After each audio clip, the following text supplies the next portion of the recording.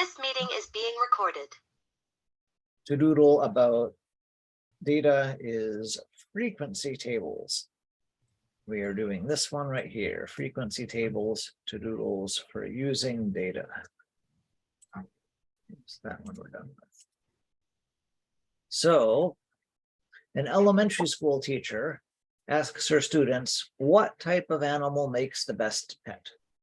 And each student had to pick just one animal, even if they thought they had more than one favorite. Then, to make something colorful to put on her wall, she used some clip art and made this picture in the middle of the screen. She's trying to condense to show all the responses. So there was a student that yelled cat, there was a student that yelled fish, there was a third student fish, a fourth student bird, a fifth student cat, a sixth student horse, seventh student dog, and so on. So each word is a different student. In the picture, it's confusing because it looks like this girl is saying 5 things, but that's really one thing each from 5 different students. And there's other problems with this. It's just hard to see what's happening. How many students picked cat? Well, there's some cat here, there's some cat here, there's some cat here. It's like I have to play Where is Waldo to answer any question about this information. And it's kind of, old school, no diversity. There's lots of problems with this. So we want to have something that's more easy to work with than this overly colorful way to present the data. It's not like the teacher lied about it. This does kind of represent all of the answers, but it's hard to work with. We want something better. So the way that we are going to organize it instead is called a frequency table. It has 2 columns. One column says, here's all the different kinds of answers. We can see that there were 1, 2, 3, 4, 5, 6 animals that students picked. Even that was hard to see on the other image. How many different animals were there? Again, you sort of have to play Where is Waldo on this one. But here you can see, oh yes, there were only 6 options that students picked. And then the second column, how many times did students do that? We can say 6 students picked cat. And it's right there. We don't have to go through and say, there's a cat, and there's a cat, and there's a cat, and those 3 are cats. So it makes it much clearer. And we can answer other things too. So how many students picked 4-legged animals? Well, cats have 4 legs. And fish don't, birds don't. Horses have 4 legs. Dogs have 4 legs. Unicorns have 4 legs. So this number and this number and this number and this number, we'll add them together. 6 and 4 is 10. 2 and 1 is 3, so 13.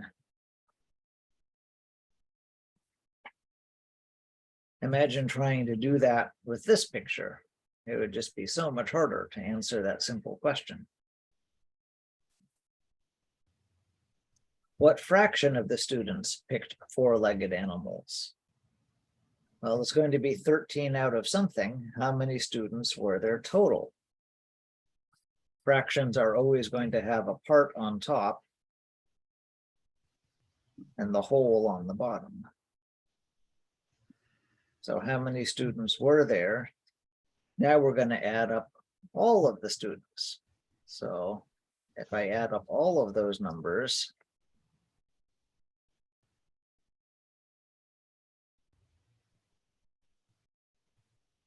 what do I get? Let's see. So 6 and 4 is 10. 5 and 3 and 2 is another 10. So it looks like 21 students. So 13 out of 21. What percentage of the students picked 4-legged animals? We had the process from last week of how to turn a fraction, 13 over 21, into a percent. And it was divide and then Riplop.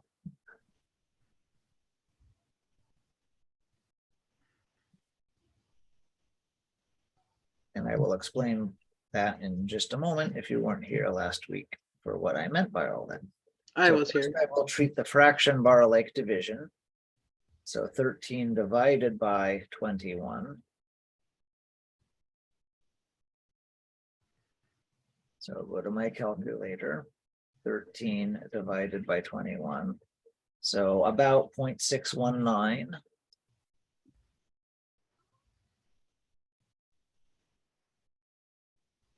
And then RIPLOP stands for right into percent or left out of percent. We don't have a percent yet, so we're going to go into percent from the decimal format. So we want right into percent this time.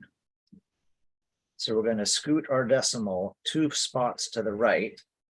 It's always 2 because that's how RIPLOP works. It's about out of 100, and 100 has 2 zeros.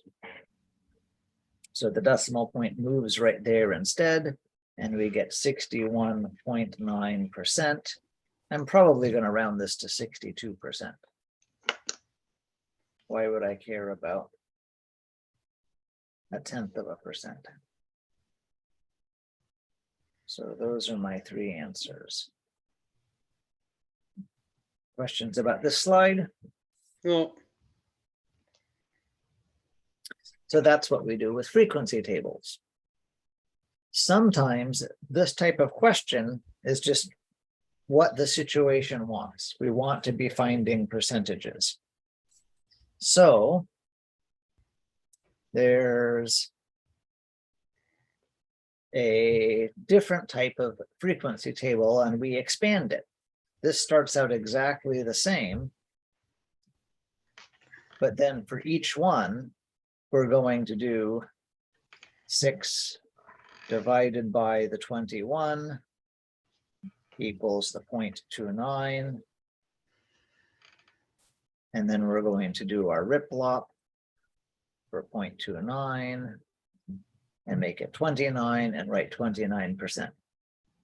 And we can do that for each one and change it into a percent out of the total number here. And because that's just the kind of question people ask in real life a lot, right? What percentage of the responses were this? What percentage of the diseases were this? What percentage of the foods you ate were this? And so on. Okay, but going back to this slide, if this kind of table isn't friendly enough, there's something that's even friendlier. I take my table, table, here, and I turn it on its side. And then I kind of paint it. If there's 6 things for cat, I make it 6 tall. If there's 3 things for fish, I make it 3 tall. If there's 5 for birds, 5 tall, and so on. And so I make a bar graph out of the table. All I'm doing is taking the different options that people picked and making it as tall as the frequency was.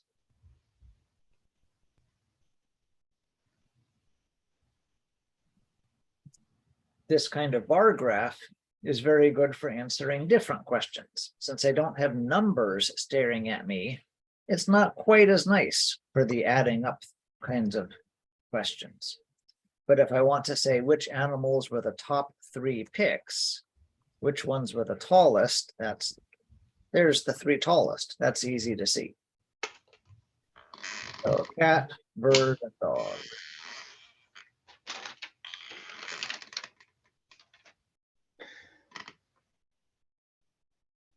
And if we're wondering how many more students picked birds, don't highlight birds, compared to horses, then I can just count that. 1, 2, 3. So 3 more students picked birds compared to horses. So for certain kinds of questions, the bar graph seems the most friendly. And for certain kinds of questions, the frequency table seems the most friendly. Okay, your turn to do one of these. Pick any other animal than cat. And let's find its relative frequency. Horse. Horse. Okay, so it's going to be 2 out of the 21. Tell me what that is on your calculator.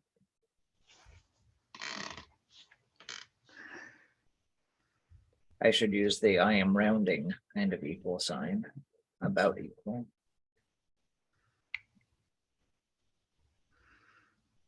So 2 out of 21. And 2 divided by 20. It's always 0 point something. What? It's always going to be 0 point something. That's how you know you did them in the right order. Okay, so 2 divided by 20. 21. 21. 0.09.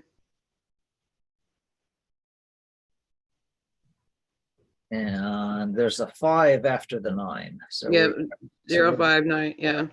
So instead of 9.09, we're going to round it up to 0.10. Then when I do my decimal point scoot twice, I get 10%. Is that what we got? Let's uncover it and see. Oh, I forgot to round when I made my answer key. Oh, teacher error. Oops. So there we go. You can uncover these later on.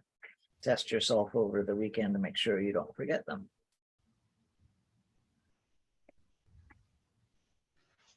Applications of relative frequency, this percent column we made, are usually percent of style problems. And we solve them when we multiply the relative frequency by some other number. Remember that to multiply percents, you want to go back to the decimal format. We're going to scoot the decimal point twice left. We'll go left out of percent in the RipLop so that we have a decimal to plug into the calculator. If I just change all of these right now into decimals, I'll have them ready to work. So all I'm doing is scooting the decimal point twice. So we would get 0.29, 0.14, 0.24, oh, well, that one is supposed to be 10%. We just did that. 0.19 and 0.05. I'm changing the horse one because I had made a mistake when I prepared this, right? Are you okay with the scooting the decimal point twice? All it does is move it in front of the 2-digit number. Mm-hmm. So now the elementary school class has a morning pet fact shared at the start of each school day. If there were 80 school days this term, how many days would have cat facts to fit the student votes? So we're asking, what is 29% for the cats of 80? So that's going to be the 0.29 times 80. Remember, of is multiply. So what is 0.29 times 80? 0.29 times 80 is giving me 23.2. Yep. So about 23 of the days should have a cat fact, to be fair. If the class had small photos of pets decorating the wall, and there were 35 photos, how many of those should be cats? Now we're looking for the cat percentage, which was still 29 of 35. So 0.29 times 35 would be about something. 10.15. So yeah, so about 10 of the photos. These are all round. You don't want to rip apart a photo. Yeah. Oh, 10. Yeah. And the last one, I'll let you work on if you want over the weekend, and we can talk about it on Tuesday. Okay,